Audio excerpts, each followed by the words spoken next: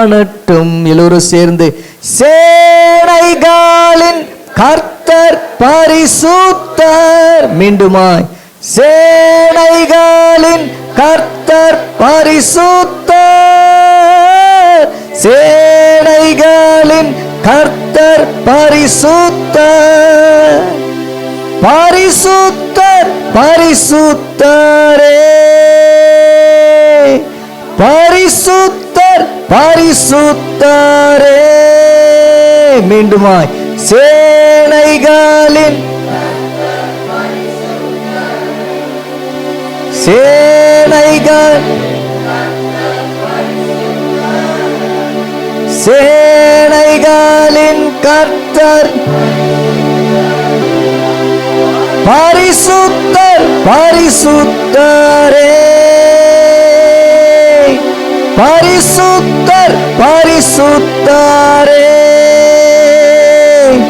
எல்லா நாமத்திலும் மேலானவர்.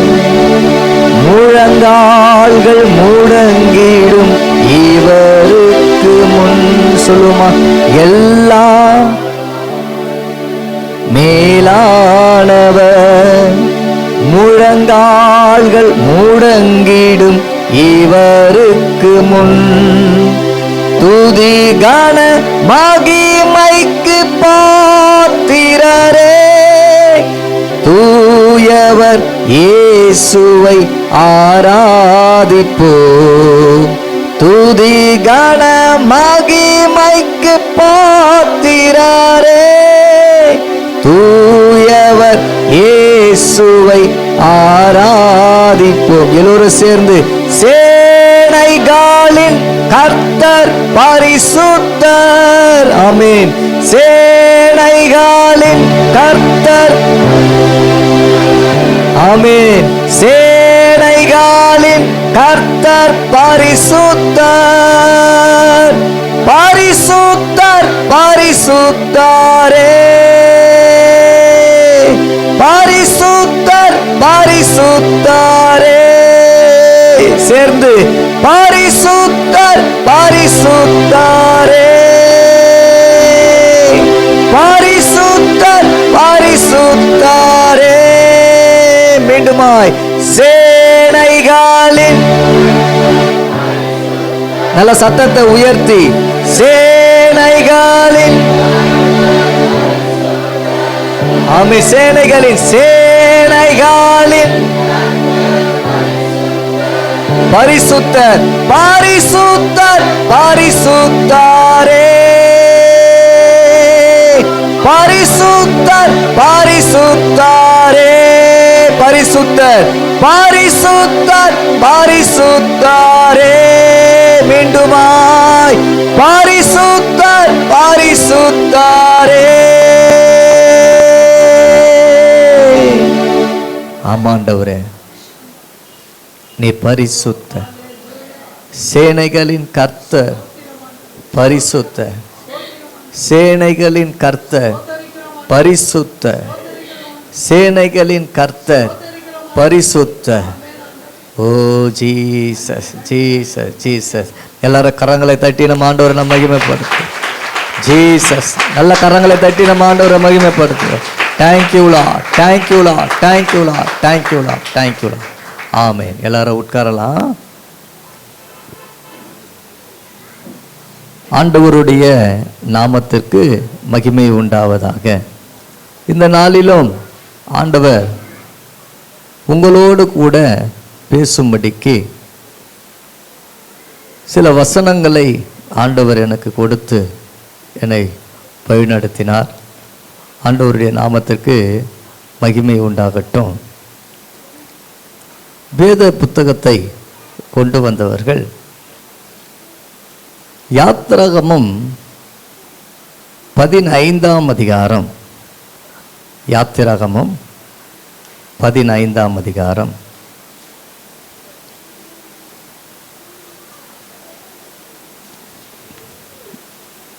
26ஆம் வசனத்தை நான் வாசிக்கிறேன்.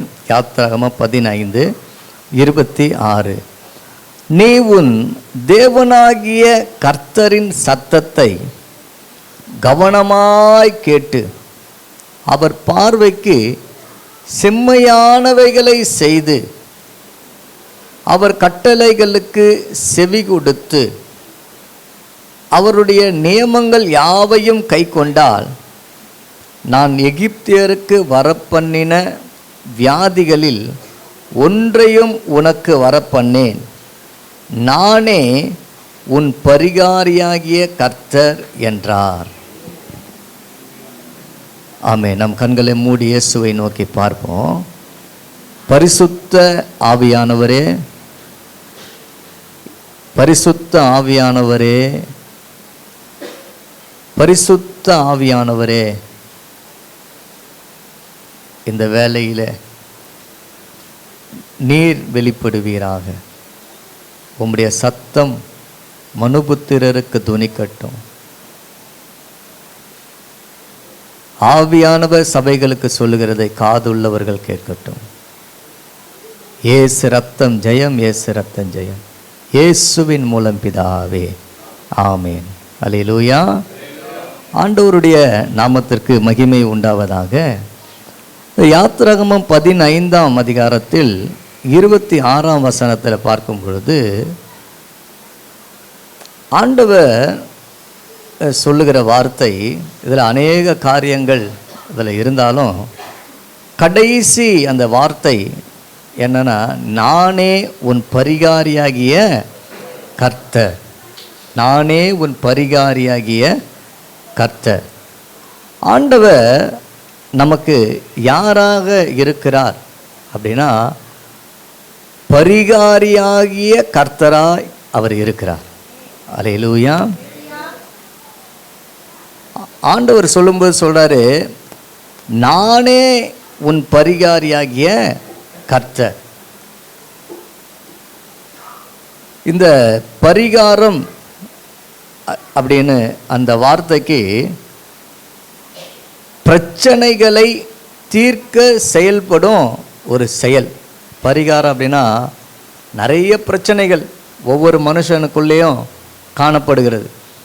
தனிப்பட்ட வாழ்க்கையிலையும், குடும்பத்திலேயும், வேலையிலேயும், சமுதாயத்திலையும், குழந்தை பிறக்கலை என்கின்ற காரியங்களிலும், இன்னும் அநேக காரியங்களில் ஆசீர்வாதம் தங்கணும் என்கின்ற காரியங்களிலும், பாவங்கள் மன்னிக்கப்படணும் என்கின்ற காரியங்களிலும், மரித்தவங்க பரலோகத்துக்கு போகணும் என்கின்ற காரியங்களிலும், இப்படி அநேக காரியங்களுக்கு இந்த உலகத்தில் என்ன செய்யப்படுகிறதுனா பரிகாரம் செய்யப்பட்டு வருகிறது.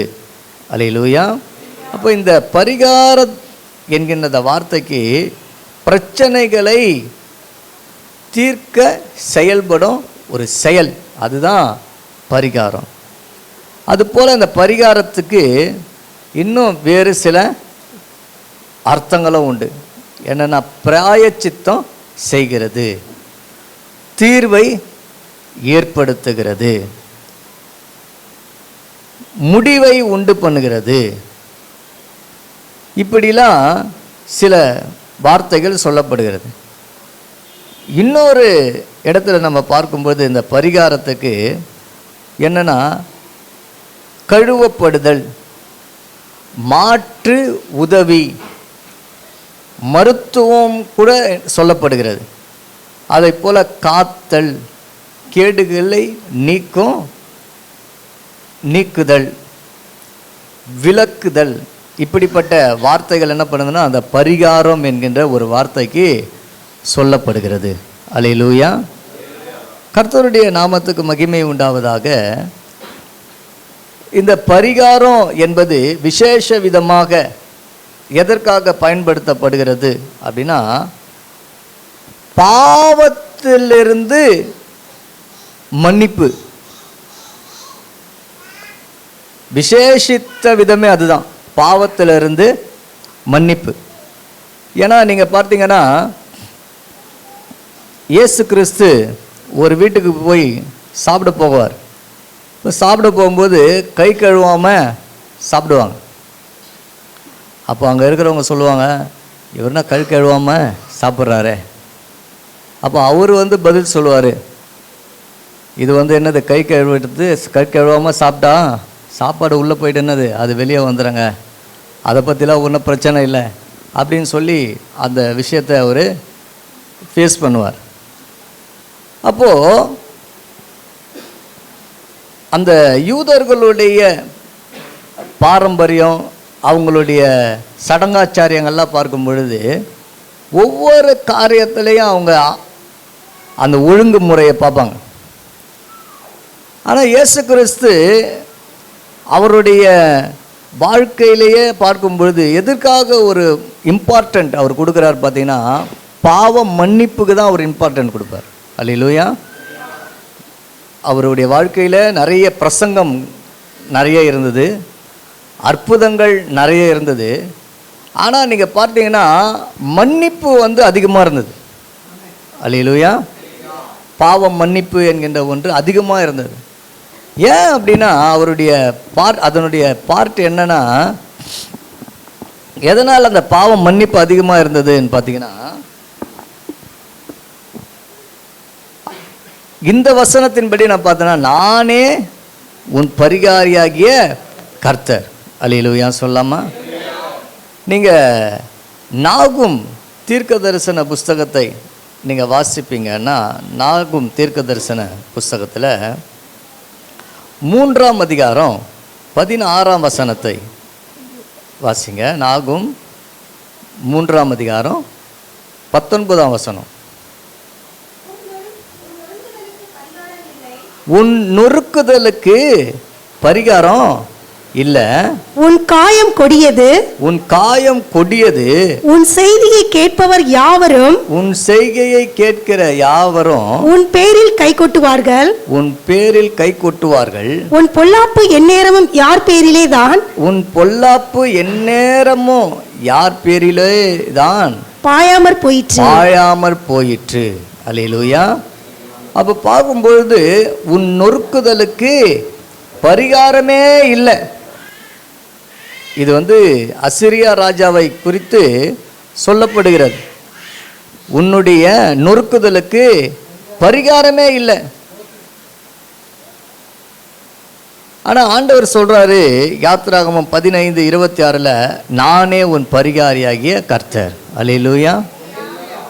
நம்ம வாழ்க்கையில் நாம் செய்கிற சில காரியங்களுக்கு பரிகாரமே கிடையாது. பாருங்க, பரிகாரமே கிடையாது.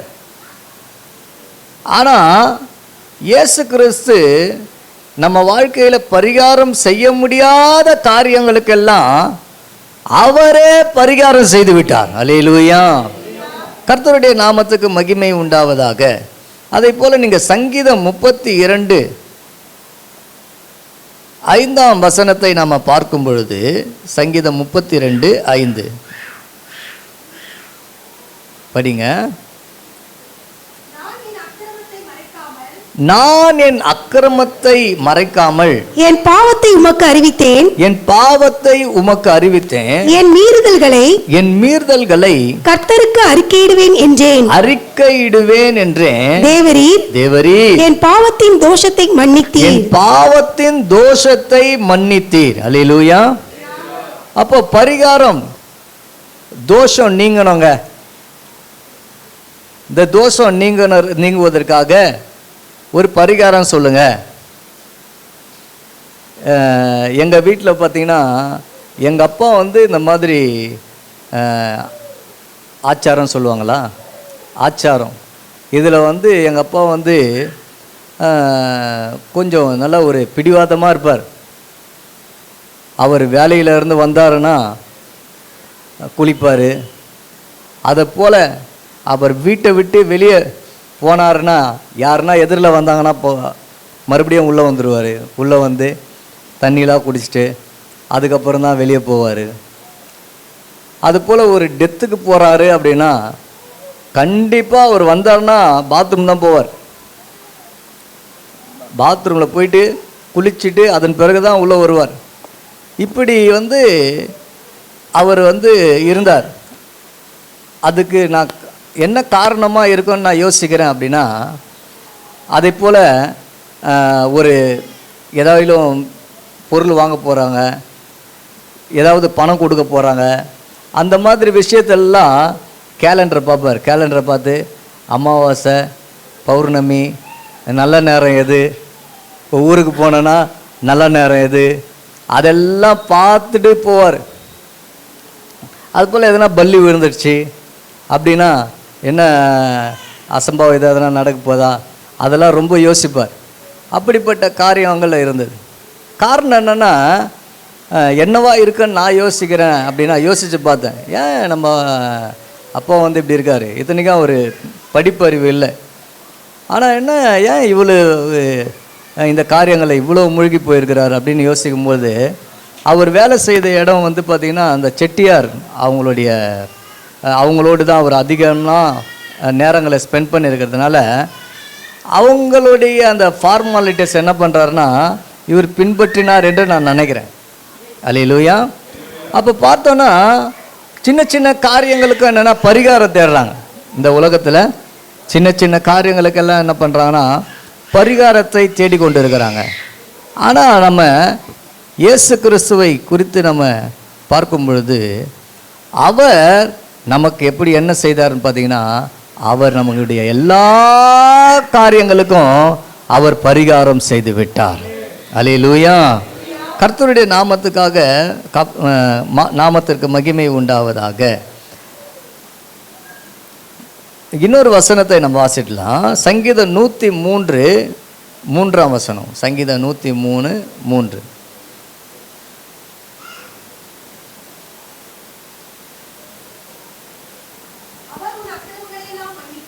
அவர் உன் அக்கிரமங்களை எல்லாம் மன்னித்து உன் நோய்களை எல்லாம் குணமாக்கி உன் பிராணனை அழிவுக்கு விலக்கி மீட்டு உன்னை கிருபையினாலும் இரக்கங்களினாலும் முடிசூட்டி. அல்லேலூயா. இங்கேயே நம்ம பார்க்கும் பொழுது அவர் உன் அக்கிரமங்களை எல்லாம் மன்னித்து உன் நோய்களை எல்லாம் என்ன செய்கிறார்னா குணமாக்குகிறார். அல்லேலூயா சொல்லாமா? குணமாக்குகிறார். சரி, அப்போ ஆண்டவர் வந்து பார்த்தீங்கன்னா நானே உன் பரிகாரியாகிய கர்த்தர் என்று சொல்லியிருக்கிறார். அல்லேலூயா சொல்லாமா? நமக்கு ஆண்டவரே என்ன செய்துட்டாருன்னு பார்த்தீங்கன்னா எல்லாவற்றிலையும் அவர் பரிகாரம் செய்துட்டார். எல்லாவற்றிலையும் அவர் பரிகாரம் செய்துட்டார். இந்த நாளில் இந்த செய்தியினுடைய தலைப்பு, உங்களோடு கூட பேச இருக்கிற இந்த செய்தியினுடைய தலைப்பு என்னன்னா, தேவன் ஏற்படுத்தின பரிகார செயல்கள். அல்லேலூயா. தேவன் ஏற்படுத்தின பரிகார செயல்கள் என்னன்னா, நம்ம இப்போ நான் பிரசங்கம் செய்யும் பொழுது அடிக்கடிக்கு ஒரு காரியத்தை சொன்னேன். என்ன அப்படின்னா, நம்முடைய எல்லா விதமான பாவங்களுக்கும் நம்முடைய எல்லா விதமான ஆசீர்வாதங்களுக்கும் ஆண்டவர் இயேசு பரிகாரம் செய்து விட்டார். அதுதான் நம்ம பார்த்தோம். ஆனால் நம்ம வேதத்தில் நம்ம பார்க்கும் பொழுது, பிகினிங்லேருந்தே நம்ம பார்க்கும் பொழுது ஆண்டவர் பார்த்திங்கன்னா இந்த பாவத்துக்காக சில பரிகாரங்களை ஆண்டவர் ஏற்படுத்தி வச்சிருந்தார். சில பரிகாரங்களை ஏற்படுத்தி வச்சிருந்தார். கிட்டத்தட்ட நம்ம பார்க்கும் பொழுது ஒரு 8 விதமான பரிகாரங்களை ஆண்டவர் என்ன செய்து வந்தார்னா அவர் ஆரம்பத்திலிருந்தே அவர் ஏற்படுத்தி வைத்திருந்தார். உண்மையாக நான் நேற்று தியானிக்கும் பொழுது அது எனக்கே ஒரு ஆச்சரியமாக இருந்தது. ஏன்னா இது நமக்கே தெரியாத காரியங்கள் இருக்க அப்படின்னு நான் நேற்று யோசித்தேன். கர்த்தருடைய நாமத்துக்கு மகிமை உண்டாவதாக. இன்றைக்கி நம்ம அதை தான் ஒவ்வொன்றாக நம்ம என்ன பண்ண போகிறோம், பார்க்க போகிறோம். அல்லேலூயா. கர்த்தருடைய நாமத்துக்கு மகிமை உண்டாவதாக. முதலாவதாக நீங்கள் ஆதியாகமம் 3ஆம் அதிகாரம், ஆதியாகமம் 3ஆம் அதிகாரம் 21ஆம் வசனத்தை வாசிங்க.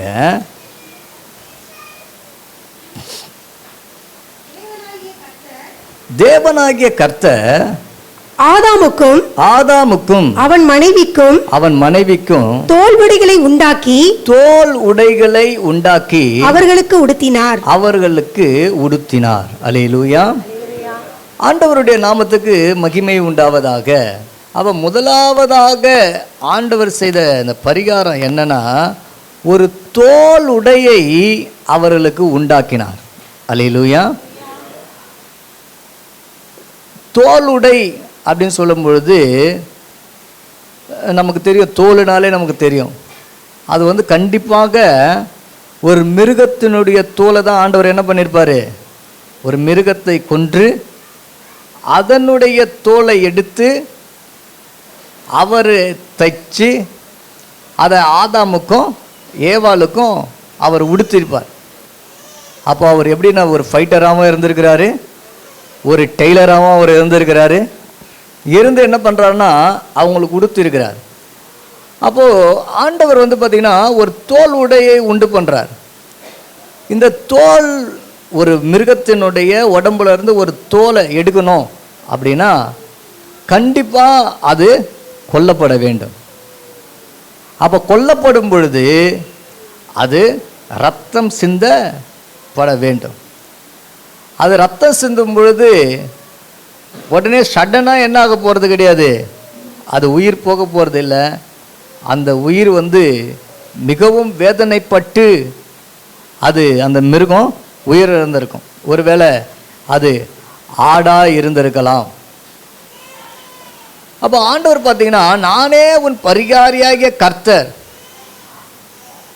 ஆதாமின் நாட்களிலே ஆண்டவர் என்ன பண்ணிட்டாருன்னா, இப்படி ஒரு உயிர் கொல்லப்படும், அந்த ரத்தம் சிந்தப்படும், அதனுடைய உடை அந்த தோல் யாருக்கு அணியப்படும்னா அவர் உண்டாக்கின மனிதனுக்கு பொருத்தப்படும் அப்படின்னு சொல்லி ஆண்டவர் அதை டிசைட் பண்ணிட்டார். அல்லேலூயா. அப்போது அவர் முதலாவது செய்ததுன்னா ஒரு தோல் உடையை என்ன பண்ணார், பரிகாரமாக அவங்களுக்கு உடுத்திட்டார். ஏன் அப்படின்னா அவங்க ஏற்படுத்தின உடை எப்படிப்பட்டதாக இருந்தது, அத்தி இலை. அவங்க ஒரு இலையில் என்ன பண்ணிட்டாங்க, அவங்க தங்களுக்கு உடையை ஏற்படுத்திக்கினாங்க. ஆனால் ஆண்டவர் என்ன பண்ணார்னா, அப்போ அந்த உடை என்னாகாது, உங்களுடைய சரீரத்துக்கு போதுமானதாக இருக்காது. அதனால் நான் உங்களுக்கு என்ன பண்ணுறேன் அப்படின்னா ஒரு தோல் உடையை என்ன பண்ணுறேன், நான் உண்டு பண்ணுகிறேன் என்று சொல்லி அவங்க செய்த அந்த பாவத்துக்கு என்ன பண்ணார்னா அவர் ஒரு பரிகாரமாக அவர் என்ன பண்ணார், அவங்களுக்கு ஒரு துணியை உடுத்தி அதன் பிறகு அவங்கள அந்த தோட்டத்தில் இருந்து அனுப்பிட்டார். கர்த்தருடைய நாமத்திற்கு மகிமை உண்டாவதாக. இந்த பின்னாடி சம்பவம்லாம் உங்களுக்கு நல்லா தெரியும். அதனால் அந்த சம்பவம் நான் சொல்ல விரும்பலை, சம்பவத்துக்கு நேராக போயிடுறோம். அப்போ முதலாவது அவர் ஏற்படுத்தின பரிகார செயல் என்னன்னு பார்த்தீங்கன்னா ஒரு தோல் உடை. அல்லேலூயா. நீங்கள் ட்ரெஸ்ஸை போடுங்க ஃபஸ்ட்டு. நீங்களே ஏற்படுத்தின ட்ரெஸ்ஸு வேணாம், நான் உங்களுக்கு கொடுக்குற ட்ரெஸ்ஸை போடுங்க. அல்லேலூயா சொல்லலாமா? இது எதற்கு அடையாளமாக இருக்கிறது என்றால் நம்மளுடைய நம்மளுடைய சுய புத்தி கிடையாது. தேவன் நம்மளுடைய சரீரத்துக்கு என்று ஒரு ஆலோசனை ஆண்டவர் வச்சிருக்கிறார். அல்லேலூயா சொல்லலாமா? நீங்கள் யோவான் ஸ்நானகத்தை குறித்து நம்ம பார்க்கும் பொழுது அவன் ஒட்டக மயிர் உடையை என்ன பண்ணியிருக்காரு, வஸ்திரமாக போட்டுக்கொண்டு இருந்தார். அப்போது அந்த நம்ம அணிந்து கொள்ளுகிற அந்த உடையை குறித்து ஒரு திட்டத்தை ஆண்டவர் அப்போவே வச்சிருக்கிறார். அல்லேலூயா. கர்த்தருடைய நாமத்துக்கு மகிமை உண்டாவதாக. அப்போ பரிகாரமாக என்ன பண்ணுறாருன்னா ஒரு தோல் உடைய அவர் உண்டு பண்ணினார். ரெண்டாவதாக நம்ம பார்க்கும் பொழுது யாத்திராகமம் 30ஆம் அதிகாரம், யாத்திராகமம் 30ஆம் அதிகாரம் 10ஆம் வசனத்தை நாம் பார்க்கும் பொழுது படிங்க. வருஷத்தில் ஒரு முறை ஆரோன் பாவ நிவாரண பலியின் ரத்தத்தினால், ஆரோன் பாவ நிவாரண பலி ரத்தத்திற்காக அதன் கொம்புகளின் மேல் பிரயாசித்தம் பண்ணுவானாக. உங்கள் தலைமுறை தோறும் வருஷத்தில் ஒரு முறை அதன் மேல் பிரயாசித்தம் பண்ணுவானாக. அது கர்த்தருக்கு மகா பரிசுத்தமானது என்றார். பின்னும் கர்த்தர் மோசேயை நோக்கி, நம்ம இந்த சாப்டரில் நம்ம பார்க்கும் பொழுது ஆண்டவர் பார்க்குறாரு, சொல்கிறாரு. யாத்திராகமம் 30:10 வசனம் நம்ம பார்க்கும் பொழுது அதில் சொல்கிறார், வருஷத்தில் ஒரு முறை ஆரோன் பாவ நிவாரண பலியின் இரத்தத்தினால அதன் கொம்புகளின் மேல் பிராயச்சித்தம் பண்ணுவானாக. அல்லேலூயா. அப்போ இந்த சாப்டர்ல நம்ம பார்க்கும் பொழுது இதை நீங்கள் லேவியாராகமம் புஸ்தகத்தில் நீங்கள் பார்ப்பீர்கள் என்றால், லேவியாராகமம் 5ஆம் அதிகாரம், லேவியாராகமம் 5ஆம் அதிகாரத்தில் 6, 7 ஆகிய வசனங்களை வாசிங்க.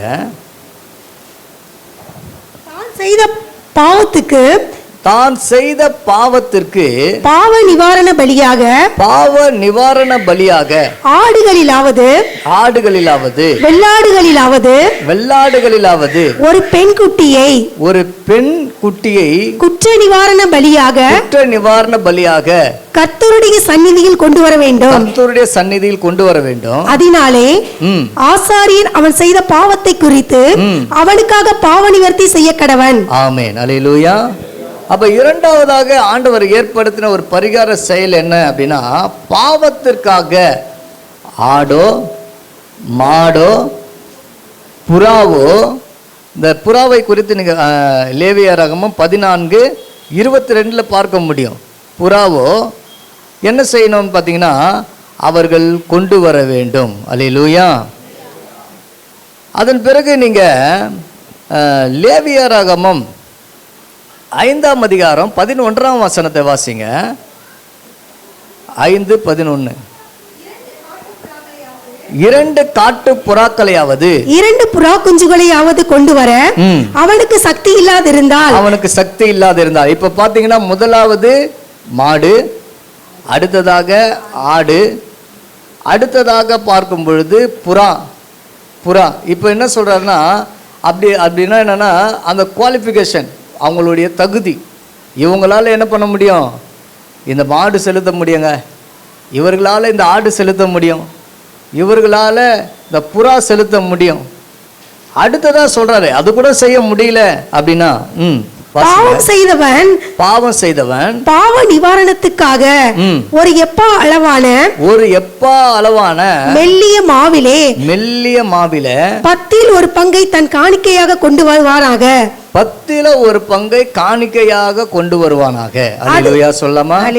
ஏன்னா பொதுவாக நம்ம என்னன்னா, ரத்தத்தை தான் நம்ம முக்கியப்படுத்துவோம், அதனுடைய மிருக ஜீவன்களை நம்ம முக்கியப்படுத்துவோம். ஆனால் இங்கே பார்ப்போம் என்றால் ஆண்டவர் சொல்றாரு, நீ என்ன பண்ணு, இந்த மெல்லிய மாவை நீ என்ன பண்ணு, கொண்டு வா அப்படின்னு சொல்றார். அல்லேலூயா. கர்த்தருக்கு மகிமை உண்டாவதாக. ஆகையினால தான் நீங்க பார்த்தீங்கன்னா, இஸ்ரவேல் ஜனங்க என்ன பண்ணாங்கன்னா, ஆடுகளையும் மாடுகளையும் புறாக்களையும் அவங்க என்ன பண்ணாங்கன்னா, அவர்கள் கொண்டு சென்றார்கள். இப்போ இயேசு கிறிஸ்து குறித்து நம்ம பார்க்கும் பொழுது, அந்த எருசலேம் தேவாலயத்தில் அவர் என்ன பண்ணுறாருன்னா, புறா விற்கிறவர்களுடைய பலகையெல்லாம் என்ன பண்ணுறாரு, கவிழ்த்து போடுறார். ஒரு சாட்டை எடுத்து என்ன பண்ணுறாரு, அவர்களை அடிக்கிறார். அப்போ ஏன் அவர் அந்த வேலையை செய்தார் அப்படின்னு பார்த்தீங்கன்னா, இப்போ இந்த ஆடுகளையும் இந்த மாடுகளையும் என்ன பண்ணுவாங்க, அவங்க ஊரில் இருந்து என்ன கொண்டு வருவாங்க. இப்போ இந்த ஆசாரியம் என்ன பண்ணணும்னா, அந்த ஆடுகளிலும் மாடுகளிலும் அவங்க பார்க்கும் பொழுது அது பழுதற்றதாக இருக்கணும்.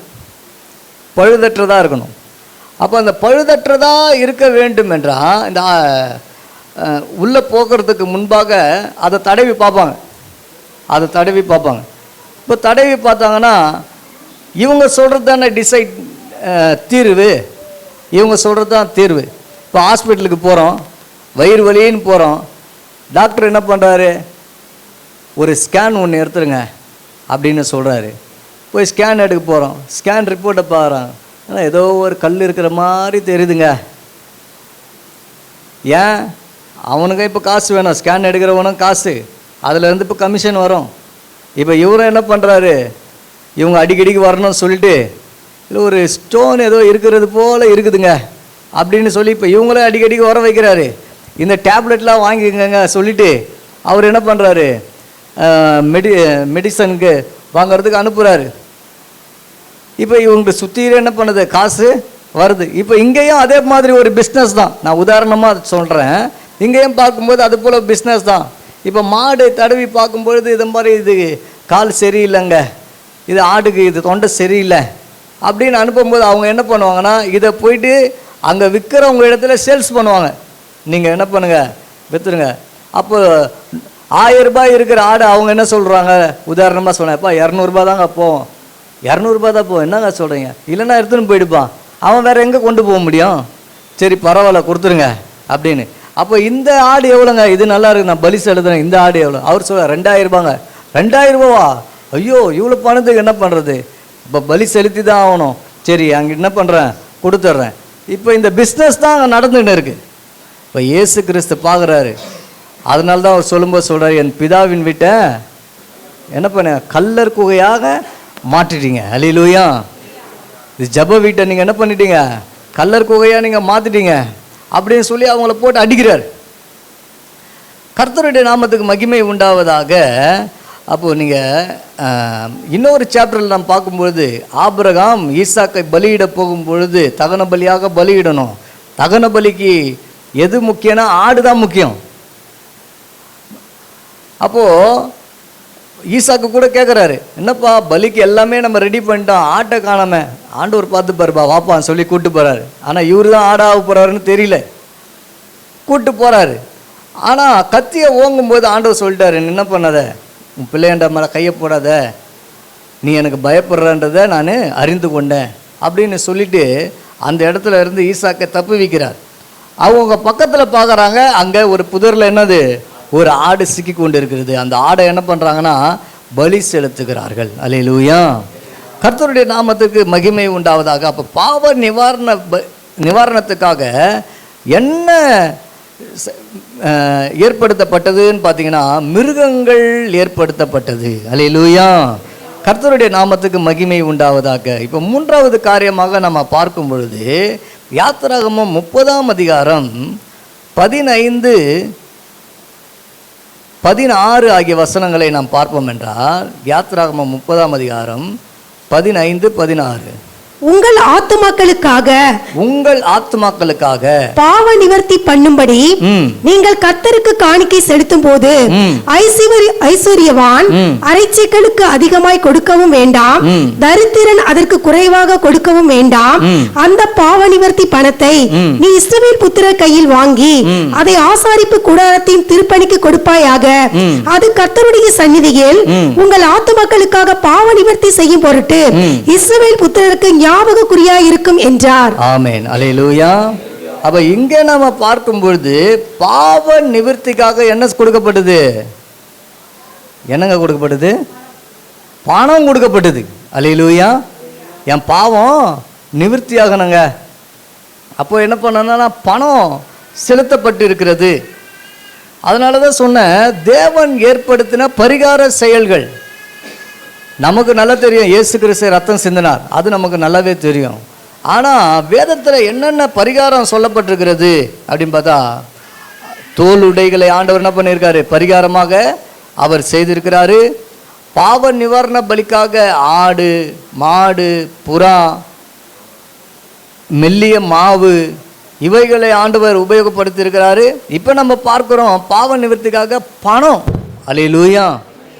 இந்த பணம் என்பது ஊழியத்தில் மிகவும் பெரிய ஒரு பங்களிப்பாக இருக்குது. பணம் இல்லைன்னா உண்மையாக சொல்கிறேன் ஊழியம் செய்யவும் முடியாது. பணமும் எல்லாவற்றுக்கும் உதவும். அதையில் ஊழியம் செய்யலாம், பணம் இல்லைன்னா ஊழியம் செய்யலாம். ஊழியங்கள் வளர்ச்சி அடைவதற்கு தடை காணப்படும். அல்லேலூயா. ஊழியம் செய்யலாம், எனக்கு என்னப்பா ஆண்டவர் ஏதோ சாப்பாடு கொடுப்பாரு, போட்டுக்கிறதுக்கு துணி தருவார், என்னுடைய தேவைகள் எல்லாம் சந்திக்கப்பட்டுரும், ஒன்றும் பிரச்சனை இல்லை. ஆனால் சபையினுடைய வளர்ச்சின்னு ஒன்று இருக்கிறது, ஊழியத்தினுடைய வளர்ச்சின்னு ஒன்று இருக்குது. நான் ஒரு பொருள் வாங்கணும் அப்படின்னா எனக்கு பணம் அவசியமாக இருக்கிறது. அல்லேலூயா. அப்போ இந்த பணத்தை ஆண்டவர் எப்படி வைத்திருந்தார்னா, பாவம் மன்னிப்புக்காக நீ என்ன பண்ணு, நீ பணத்தை கொண்டு வந்து கொடு. இது இப்போ சொல்லப்பட்ட காரியம் கிடையாது, யாரை தவறாக எடுத்துக்கொள்ள வேண்டாம். நம்ம தேவன் ஏற்படுத்தின அந்த பரிகாரத்தை தான் நம்ம பார்த்து கொண்டு இருக்கிறோம். அப்போ நம்ம பார்க்கும்போது அந்த 15ஆம் வசனத்தில் உங்கள் ஆத்துமாக்களுக்காக பாவ நிவர்த்தி பண்ணும்படி நீங்கள் கர்த்தருக்கு காணிக்கை செலுத்தும் போது, அதனால தான் நம்ம உலகத்தில் கூட நீங்கள் பாருங்களேன், என்ன பண்ணுவாங்கன்னா நல்ல வசதியாக இருப்பாங்க. ஒரு சில இடங்களில் நான் பார்த்துருக்குறேன், என்னென்னு பார்த்தீங்கன்னா டெய்லி எதனா டிஃபன் போடுவாங்க. அவங்க கிறிஸ்தவங்களாக இருக்க மாட்டாங்க, அவங்க வேறு நம்பிக்கை உடையவர்களாக இருப்பாங்க. அவங்க பார்த்திங்கன்னா எதாயிலும் ஒரு இட்லியோ பொங்கலோ எதாயிலும் என்ன பண்ணுவாங்கன்னா ஏழைகளுக்கு அவங்க என்ன பண்ணுவாங்க உணவாக அதை உதவி செய்வாங்க. அதே போல் அநேக இடங்களில் பார்க்கும்போது இப்போ வெயில் காலம் அப்படின்னு பார்க்கும்போது தண்ணி பந்தல் வைக்கிறது, மோர் பந்தல் வைக்கிறது, இப்படிப்பட்ட காரியங்களில் அவங்க ஈடுபடுறாங்க. ஏன்னு பார்த்தீங்கன்னா அவங்களுடைய பாவத்தை எப்படி ஆகிலும் பொருள் மூலியமாகவோ பணம் மூலியமாகவோ நம்ம என்ன பண்ணணும், தீர்த்தடணும். சில பேர் பார்த்திங்கன்னா அந்த பிறந்த நாள் அந்த நாளெலாம் பாருங்கள், கரெக்டாக கோவிலுக்கு போகிறாங்களா, கோவில் வாசலில் யார் யார் இருக்கிறாங்க பிச்சைக்காரங்க, அன்றைக்கி தான் அவங்க பாக்கெட் சில்லறையாக எடுத்துன்னு போவாங்க, கரெக்டாக எடுத்துன்னு போய் என்ன பண்ணுறாங்க கொடுத்துட்றாங்க. ஏன்னா அவங்க பொருட்கள் மூலியமாக அவங்க பாவ மன்னிப்பை பெற்றுக்கொள்ளலாம் என்கின்ற ஒரு நம்பிக்கை அவங்களுக்குள்ளே காணப்படுது. அல்லேலூயா. இதன் மூலியமாக ஆண்டவர் நம்ம மேலே இறக்கப்படுவார், ஆண்டவர் நமக்கு எதாயிலும் தயவு செய்வார் என்று சொல்லி அவங்க என்ன பண்ணுறாங்கன்னா இப்படிப்பட்ட காரியங்களில் ஈடுபடுகிறவர்களாக இருக்கிறார்கள். அல்லேலூயா. அந்த பணம் என்று நம்ம சொல்லும் பொழுது நீங்கள் அனனியா சப்பிரால் அவங்களுடைய லைஃப்பை நாங்கள் எடுத்து பார்க்கலாம். அவங்க பணத்தில் அவங்க உண்மை இல்லாதவர்களாய் காணப்பட்டாங்க. அதே போல் நம்ம சகேயு பார்ப்போம் என்றால் அந்த பண விஷயத்தில் பாருங்கள், அவர் சொல்கிறார், நான் யார்கிட்டனா எதையாகிலும் அநியாயமாக நான் வாங்கியிருந்தா நான் என்ன பண்ணுறேன், எத்தனை தெரியுங்க, நாலத்தனையா இல்லையா, நாலத்தனையா என்ன பண்ணுறேன் திரும்ப கொடுத்துட்றேன். அப்போ அந்த பண விஷயத்தில் பார்க்கும் பொழுது இந்த சகேயுக்கு ஒரு நல்ல ஒரு காரியம் வெளிப்பட்டது. ஆனால் யூதாஸ் காரியத்தை நீங்கள் பாருங்கள், அந்த பண விஷயத்தில் தப்பு பண்ணிட்டார். அதே போல் நம்ம யாக்கோபு நீங்கள் பார்க்கும் பொழுது ஏசாவுக்கு எதிர்கொண்டு போகிறார், 2 பரிவாரங்களை அனுப்புகிறார் இல்லையா. அவள் பணம் மூலியமாக பொருள் மூலியமாக அவர் என்ன பண்ணுறாரு, ஒரு சமாதானத்தை நம்ம எப்படி ஆகிலும் உண்டு பண்ணி கொள்ளலாம் என்று சொல்லி அவர் சமாதானத்துக்கு முயற்சி பண்ணுறார். அல்லேலூயா சொல்லாமா. அப்போ இதெல்லாம் என்னென்னா பாவ நிவர்த்திக்கு ஒரு அடையாளமாக காணப்படுது, பாவ நிவர்த்திக்கு ஒரு அடையாளமாக காணப்படுது. கர்த்தருடைய நாமத்துக்கு மகிமை உண்டாவதாக. அடுத்ததாக நாம் பார்க்கும் பொழுது லேவியராகமம் 7ஆம் அதிகாரம், லேவியராகமம் 7ஆம் அதிகாரம் 37ஆம் வசனத்தை வாசிங்க. சர்வாங்க தகன பலிகளும் போஜன பலிக்கும் பாவ நிவாரண பலிக்கும் குற்ற நிவாரண பலிக்கும் பிரதிஷ்டை பலிகளுக்கும் சமாதான பலிகளுக்கும் அடுத்த பிரமாணம் இதுவே. அடுத்த பிரமாணம் இதுவே. அல்லேலூயா. அப்ப ஆண்டவர் பார்த்தீங்கன்னா ஒவ்வொரு பலி ஆண்டவர் வச்சிருக்கிறார்.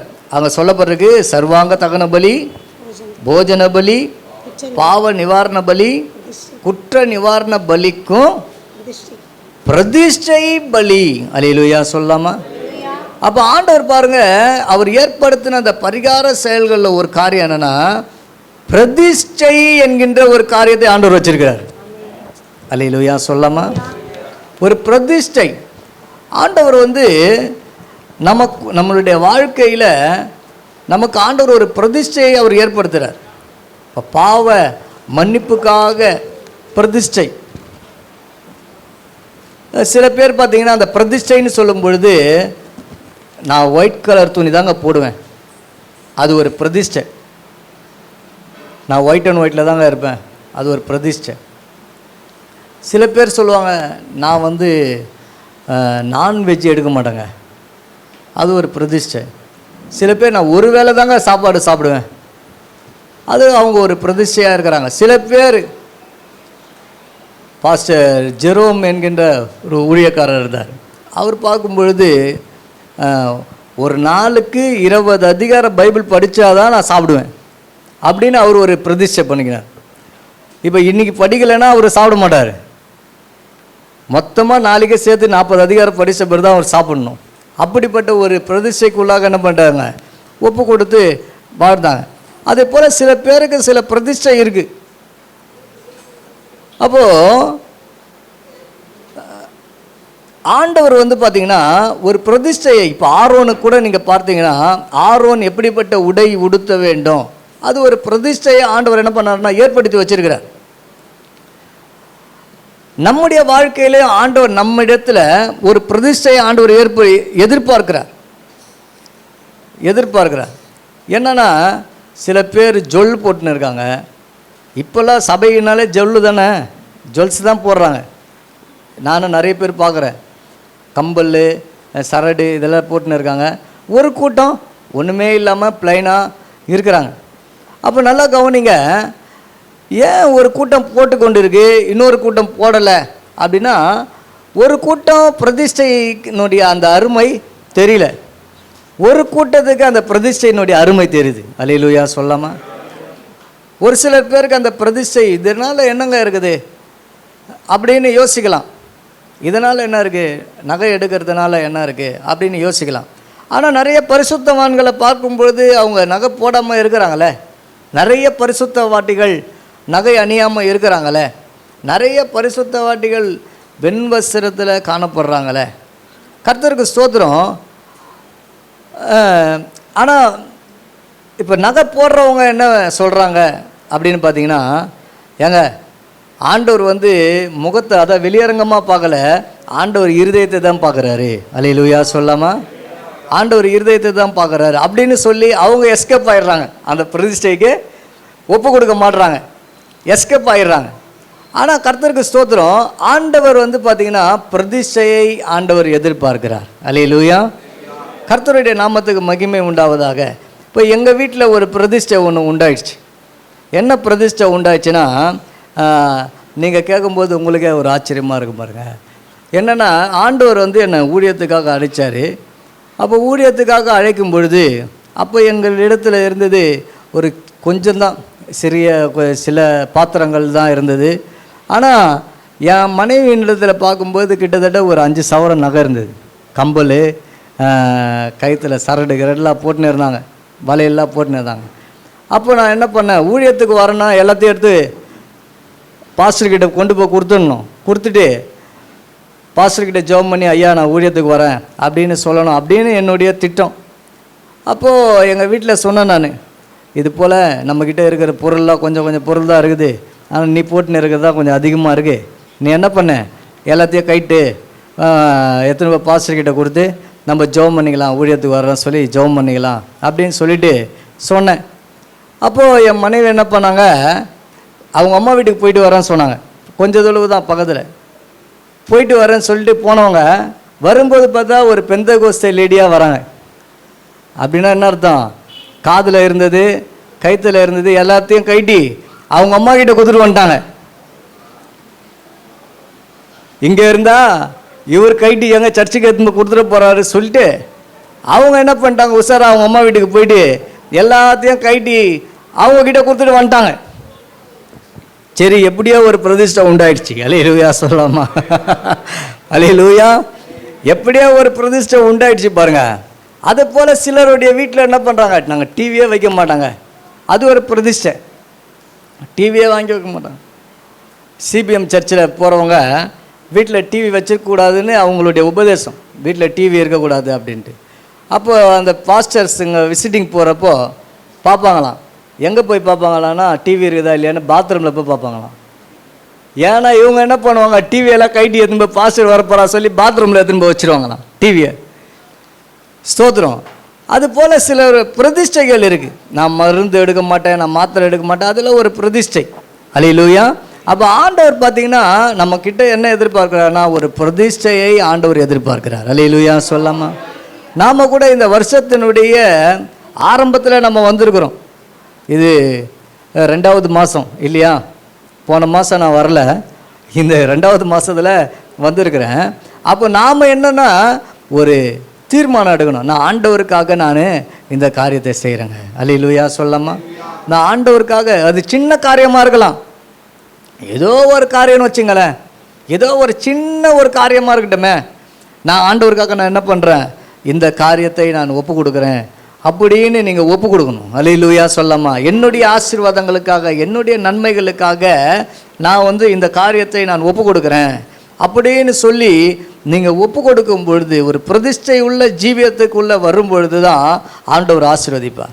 நீங்கள் சங்கீதம் 1 நீங்கள் பார்க்கும் பொழுது ஆண்டவர் சொல்லுகிற காரியத்தை நமக்கு தெரியும். துன்மார்க்கருடைய ஆலோசனையில் நடவாமலும், பாவிகளுடைய வழியில் நில்லாமலும், பரியாசக்காரர் உட்காரும் இடத்துல உட்காராமலும், அப்புறம் என்னது, கர்த்தருடைய வேதத்தில் பிரியமாக இருந்து இரவு பகலும் தியானமாக இருக்கிற மனுஷன் பாக்கியவான். அப்போ கொஞ்சம் யோசித்து பாருங்களேன், இது சாதாரணமாக முடியுமா? என்னங்க, இது சாதாரணமாக முடியுமா? அப்போது ஒரு பிரதிஷ்டை நமக்கு தேவை. அல்லேலூயா சொல்லாமா? ஒரு பிரதிஷ்டை நம்ம ஒப்பு கொடுத்தல் ரொம்ப அவசியமாக இருக்குது. அவள் இப்படிலாம் நம்ம இருக்கும் பொழுது ஆண்டவர் ஆசீர்வதிப்பார். அல்லேலூயா. அடுத்ததாக நம்ம பார்க்கும் பொழுது யாத்திராகமம் 30ஆம் அதிகாரம், யாத்திராகமம் 30 12 13 ஆகிய வசனங்களை வாசிங்க. யாத்திராகமம் 30 12 13 ஆகிய வசனங்கள். நீ இஸ்ரவேல் புத்திரரை அவர்கள் இலக்கத்தின்படி கணக்கு பார்க்கும் பொருட்டு அவர்களை எண்ணும் போது அவர்களுக்குள்ளே ஒரு வாதை உண்டாகாதபடிக்கு அவர்களில் ஒவ்வொருவனும் எண்ணப்படும் சமயத்தில் தன் தன் ஆத்துமாவுக்காக கர்த்தருக்கு மீட்கும் பொருளை கொடுக்க கடவன். ஆமென். இங்க பார்க்கும் பொழுது தன் தன் ஆத்துமாவுக்காக கர்த்தருக்கு மீட்கும் பொருளை கொடுப்பானாக. அல்லேலூயா சொல்லாமா? அப்போ ஆண்டவர் என்னுடைய ஆத்மாவுக்கு நன்மை செய்தாருங்க, அதுக்கு நான் அடையாளமாக நான் என்ன பண்ணுறேன்? பொருளை நான் கொடுக்குறேன். என்னங்க, பொருளை நான் கொடுக்குறேன். இதெல்லாம் பழைய ஏற்பாட்டு காலம். இதை நீங்கள் ஏற்றுக்கொண்டாங்கன்னா ஸ்தோத்திரம். அல்லேலூயா. நான் எதற்காக பேசி கொண்டு இருக்கிறேன்னா, சத்தியத்தை நாம் அறிந்து கொள்ளணும். அல்லேலூயா. அந்த ஒரு காரணத்துக்காக தான் இப்போ நான் பேசி கொண்டு இருக்கிறேன். இப்போ இவ்வளோ காரியங்கள் இருக்கா? இப்போ எத்தனை ஒரு ஆச்சரியமாக இருக்கா இல்லைங்களா? கேட்கும் பொழுது என்னங்க, ஒரு வித்தியாசமாக இருக்குல்ல, என்னங்க இவ்வளோ இப்படிலாம் இருக்கா அப்படின்னு ஒரு ஆச்சரியமாக இருக்கும். ஏன்னா சத்தியத்தின் மேலே ஆர்வம் உள்ளவர்களுக்கு தான் அந்த ஆச்சரியம் உண்டாகும். அல்லேலூயா. இல்லைன்னு வச்சுக்கலாம், என்னப்பா இது ஏதோ ஒன்று போயினே இருக்குதப்பா அப்படின்னு அப்படி தான் நமக்கு சிந்திக்க தோணும். கர்த்தருக்கு மகிமை உண்டாவதாக. அப்போ நாம் பார்க்கும்பொழுது ஆத்மாவுக்காக கர்த்தருக்கு என்ன பண்ணணும்? மீட்கும் பொருளை கொடுக்கணும். என்னை மீட்டாருங்க. இப்போ உதாரணமாக சொல்கிறோம், இப்போ நம்ம கீழே விழும்போது ஒருத்தர் தூக்குறார். தூக்கும்போது நம்ம என்ன சொல்லுவோம்? தூக்கும்போது என்னங்க சொல்லுவோம்? நம்ம தேங்க்ஸ் சொல்லுவோங்க. அச்சோ. அல்லேலூயா. நம்ம கீழே விழுறோம், இல்லை ஒரு கடனில் மாட்டிக்கணும், ஒரு பிரச்சனைக்குள்ளே போகும்போது காப்பாற்றப்படுறோம். அப்போ நம்ம என்ன சொல்லுவோம்? ரொம்ப தேங்க்ஸுங்க, நான் எதிர்பார்க்கவே இல்லை, நீங்கள் இப்படிப்பட்ட நன்மை செய்தீங்க, உங்களுக்கு நான் என்ன பண்ணோம்? ஏதாயில ஒரு ஹெல்ப் பண்ணோம். அல்லேலூயா அப்படின்னு சொல்லி நம்மளால் முடிஞ்சதை நம்ம என்ன பண்ணுறோம்? அவங்களுக்கு செய்கிறோம். இல்லைன்னா ஒரு தேங்க்ஸ்னா சொல்கிறோம் பாருங்க. அல்லேலூயா. கர்த்தருக்கு மகிமை உண்டாவதாக. அப்போ சாதாரணமாக ஒரு உலகத்திலேயே அப்படிப்பட்ட காரியம் நடக்குது அப்படின்னா, நம்ம ஆத்துமாவுக்காக ஆண்டவர் பாவ மன்னிப்பை செய்யும் பொழுது அது எவ்வளோ பெரிய ஆசீர்வாதம். அல்லேலூயா. அப்போ அதற்காக நம்ம என்னத்தை கொடுப்போம்? தாவீது சொல்லும்போது சொல்றாரு, ஆண்டவரே நீங்க செய்த நன்மைக்காக நான் என்னத்தை கொடுப்பேன்? ரட்சிப்பின் பாத்திரத்தை சுமந்து கொண்டு நான் உம்மை பின்பற்றுவேன். அல்லேலூயா சொல்லாமா? நான் ஒண்ணுமே கொடுக்க முடியாது ஆண்டவரே, நீங்க செய்த நன்மைக்கு என்ன பண்ண முடியாது, நான் ஒன்றுமே செய்ய முடியாது, ஆனா நான் ஒன்று செய்கிறேன் ஆண்டவரே, என்னையே நான் கொடுத்துட்றேன். அல்லேலூயா. என்னையே உங்களுக்கு கொடுத்து நம்ம பின்பற்றி வருகிறேன். அப்போ மீட்கும் பொருள். அடுத்ததாக நம்ம பார்க்கும்போது லேவியராகமம் 12ஆம் அதிகாரம், லேவியராகமம் 12ஆம் அதிகாரம் 6ஆம் வசனத்தை வாசிங்க.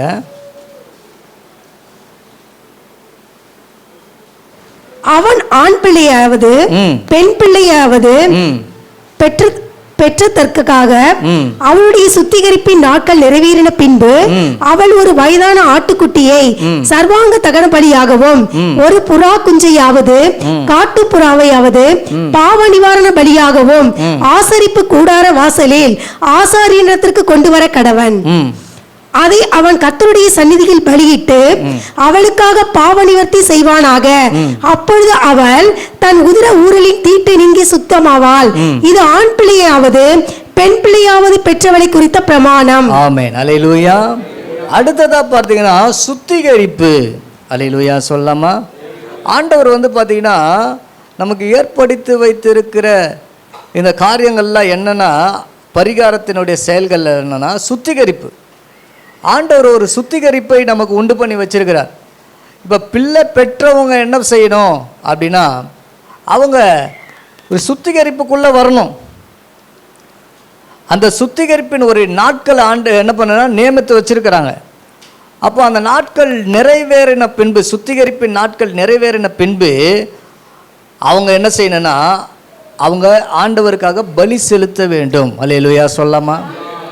அப்போ சுத்திகரிப்பை நம்ம என்ன செய்யணும்னா நம்முடைய வாழ்க்கையில் நம்ம கொண்டு வரணும். நம்மை சுத்திகரித்து கொள்ளாமல் நம்ம தேவனுடைய காரியங்களிலே நம்ம ஈடுபடவே கூடாது. நம்ம சுத்திகரிக்கணும். விசேஷ விதமாக நம்ம திருவிருந்தில் நம்ம பங்கு கொள்ள போகிறோம் அப்படின்னு சொல்லிங்கன்னா, நீங்கள் என்ன செய்யணும்னா கண்டிப்பாக உங்களை நீங்கள் சுத்திகரித்து கொள்ளணும். உங்களுடைய ஆவி, ஆத்மா, சரீரத்தை சுத்திகரித்து கொண்டு இந்த திருப்பந்தியில் நம்ம என்ன செய்யணும்னா பங்கு கொள்ளணும். அல்லேலூயா. அடுத்ததாக நம்ம பார்ப்போம் என்றால், ஏசாயா தீர்க்க தரிசன புஸ்தகம் 43ஆம் அதிகாரம். ஏசாயா தீர்க்க தரிசன புஸ்தகம் 43ஆம் அதிகாரம் 4ஆம் வசனத்தை வாசிங்க. நீ என் பார்வைக்கு அருமையானபடியினால், நீ என் பார்வைக்கு அருமையானபடியால் கனம் பெற்றாய். நானும் உன்னை சிநேகித்தேன். ஆதலால் உனக்கு பதிலாக மனுஷர்களையும் உன் ஜீவனுக்கு ஈடாக ஜனங்களையும் கொடுப்பேன். அல்லேலூயா சொல்லாமா? ஆண்டவர் சொல்றாரு, நீ என் பார்வைக்கு அருமையானபடினாலே என்ன பண்ணப்பட்டா? கனம் பெற்றாய். அல்லேலூயா சொல்லாமா? அப்போ ஆண்டவர் என்ன பண்ணுறாருன்னு பார்த்தீங்கன்னா, நம்ம அவருடைய பார்வைக்கு நம்மை அருமையாக எண்ணுகிறார். அல்லேலூயா. நம்மள ஆண்டவர் எப்படிங்க என்றாரு? அருமையா எண்ணுகிறார். ஆண்டவர் நம்ம பார்த்தீங்கன்னா, இது எதற்காக பார்த்தீங்கன்னா, ஆண்டவர் நம்ம மேலே வைத்திருக்கிற அன்பு. இந்த உலகத்தில் நம்ம யாரும் என்ன பண்ண மாட்டாங்க, அருமையாக எண்ணல. இப்போதான் கொஞ்சம் நாகரிகம் வளர்ந்து வருகிறதுனால சில பேர் என்ன பண்ணுறாங்கன்னா, சிலர் இடத்துல அன்பு கூறுறாங்க, சிலர் இடத்துல அவங்க நேசிக்கிற விதங்களை என்ன பண்ணுறாங்க, வெளிப்படுத்துகிறார்கள். ஆனால் எந்த நாகரிகமும் வளரல. அப்போ ஆதியில் ஆண்டவர் என்ன பண்ண காரியங்களை நம்ம பார்க்கும் பொழுது, உதாரணமாக சொல்லுவாங்க, பழைய நாட்களில் பார்த்திங்கன்னா இந்த பெண்கள் வந்து பார்த்திங்கன்னா, அவங்க வந்து பார்த்திங்கன்னா மேலுடைய பெண்கள்னால் எல்லா பெண்களில் ஏழ்மையானவங்க, என்ன சொல்லணும், ஜாதிகளுடைய விஷயத்தில் கீழ்ஜாதியானவர்கள், அவங்க பார்த்திங்கன்னா மேலே கூட சட்டை கூட என்ன போடக்கூடாது. அப்படிப்பட்ட ஒரு நிலைமை இருந்தது. இன்னும் சொல்லும்போது ஆண்கள் பார்க்கும்பொழுது அவங்க பின்பாக அவங்க என்ன பண்ணுவாங்க, அந்த தொடப்பம் மாதிரி அவங்க என்ன பண்ணணும், அவங்க கட்டிக்கணும். ஏன் அப்படின்னா, அவங்க போகும்பொழுது உயர் ஜாதி பிரிவினர் அவங்க மிதித்த அந்த பாதத்தை இவங்க மிதிக்கக்கூடாது, அதனால் நாங்கள் தீட்டு போட்டுருவோம். அப்படிப்பட்ட ஒரு நிலைமை இருந்தது. அப்போ அவங்க மண்ணில் போகும்போது அவங்க கால் பதிஞ்சிருக்கும், அந்த தொடப்பம் என்ன பண்ணுன்னா அவங்க பாதத்தை அப்படியே அழிச்சிடும். பின்னாடி வரவங்க என்ன பண்ணுவாங்க, அவங்க நடந்து போவாங்க. இப்படிப்பட்ட ஒரு நிலைமைகள்லாம் இருந்தது. அப்போ மனுஷன் எவ்வளோ ஒரு இழிவாக அற்பமாக எண்ணப்படுறான் பாருங்கள். ஆனால் ஆண்டவர் அந்த காலத்திலே ஆண்டவர் சொல்கிறாரு, நீ என் பார்வைக்கு அருமையானபடியால், அல்லேலூயா, நீ என் பார்வைக்கு அருமையானபடியால் கனம் பெற்றாய். எப்படி நம்ம கனத்தை ஆண்டவர் உண்டு பண்ணாரு அப்படின்னு பார்த்தீங்கன்னா, நீங்கள் ரோமர் 8ஆம் அதிகாரம் 32ஆம் வசனத்தை நீங்கள் பார்ப்பீர்களேண்டா, ரோமர் 8ஆம் அதிகாரம் 32ஆம் வசனம். தம்முடைய சொந்த குமாரன் என்று பாராமல், தம்முடைய சொந்த சொந்த குமாரன் என்றும் பாராமல் நம் எல்லாருக்காகவும் அவரை ஒப்பு கொடுத்தவர் அவரோடு கூட மற்ற எல்லாவற்றையும் நமக்கு அருளாதிருப்பது எப்படி? அல்லேலூயா சொல்லாமா? அப்ப தன்னுடைய சொந்த குமாரன் என்று பாராமல் தேவன் என்ன பண்ணாருன்னா, தம்முடைய சொந்த குமாரன் என்று பாராமல் நம் எல்லாருக்காகவும் அவரை ஒப்பு கொடுத்துட்டார். அல்லேலூயா சொல்லாமா? அப்போ நம்மை நேசித்து ஆண்டவர் செய்த காரியத்தை பாருங்க. ஆண்டவர் நம்மளை நேசிச்சு நாம் அருமையானவர்கள் என்பதை பார்த்து ஆண்டவர் என்ன பண்ணாருன்னு பார்த்தீங்கன்னா, தன்னுடைய சொந்த குமாரன் அனுப்பிட்டார். அல்லேலூயா. இவங்க பாவத்தில் இருக்கிறாங்க, இவங்க சாபத்தில் இருக்கிறாங்க, இவர்கள் அக்கிரமங்களில் இருக்கிறாங்க, இவர்கள் மீறுதலில் இருக்கிறாங்க, இவங்க வாழ்க்கையில் பாவத்திலிருந்து எழ முடியாமல் இருக்கிறாங்க, இவர்கள் இருளில் இருக்கிறாங்க, பிரபஞ்சத்தின் அந்தகார லோகாதிபதிகளினால் பிடிக்கப்பட்டு இருக்கிறாங்க, இவங்களுக்கு வலது கை எதுன்னு தெரியல, இடது கை எதுன்னு தெரியல, அப்படிப்பட்ட பாதைக்குள்ளாக இவங்க கடந்து போய் கொண்டு இருக்கிறாங்க. அப்போ இவங்களை நம்ம என்ன செய்யணும்னா, இவங்களை மீட்டெடுக்கணும். அதற்கு என்ன செய்வது என்று ஆண்டவர் யோசித்தார். இப்போதான் நம்ம எந்த சாப்டருக்கு போயிட்டோம்? யாத்திராகமோ 15ஆம் அதிகாரம் 26க்கு போயிடணும். அல்லேலூயா சொல்லாமா? இப்போ யாத்திராகமம் 15:26 நம்ம தியானித்த வசனம் என்னங்க?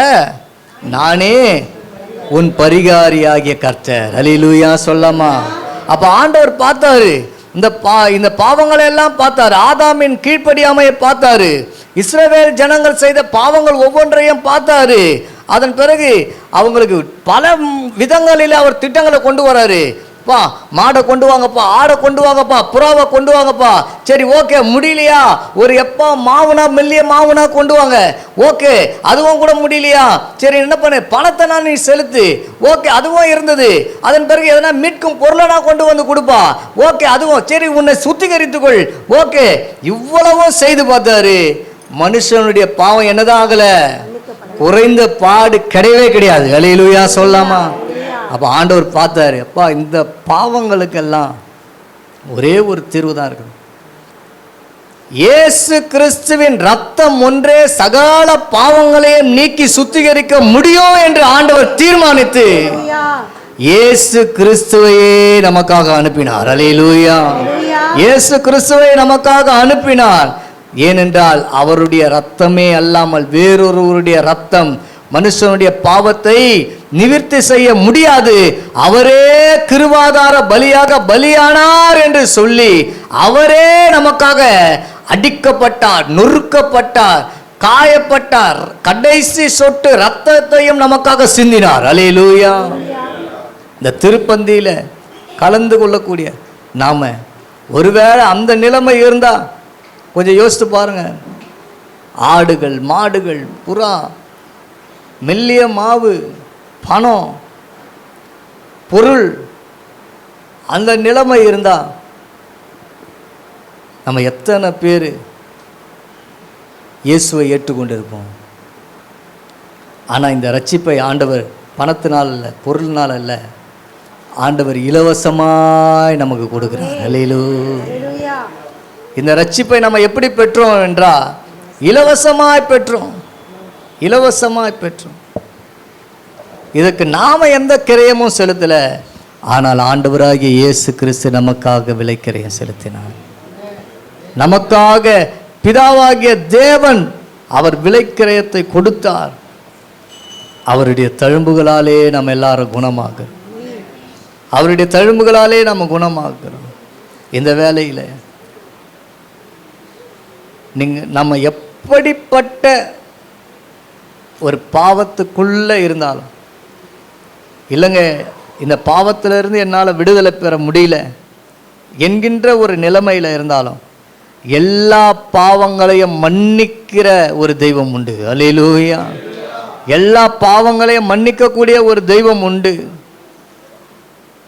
அந்த தெய்வத்தினிடத்தில் நம்ம ஒப்பு கொடுப்போம். இயேசுவே, என்னை நீங்கள் பரிசுத்தப்படுத்துங்க ஆண்டவரே. என் பாவங்களெல்லாம் மன்னியும், என் அக்கிரமங்களெல்லாம் மன்னியும். உம்முடைய கரத்தில் என்னை ஒப்பு கொடுக்குறேன். நான் இந்த திருப்பந்தியில் கலந்து கொள்ள போகிறேன். ஆண்டவரே, என்னை பரிசுத்தப்படுத்தும் கர்த்தாவே, என்னை பரிசுத்தப்படுத்தும் கர்த்தாவே, என்னை பரிசுத்தப்படுத்தும் ஆண்டவரே என்று சொல்லி நம்மை ஒப்பு கொடுப்போம். ஹல்லேலூயா, ஹல்லேலூயா.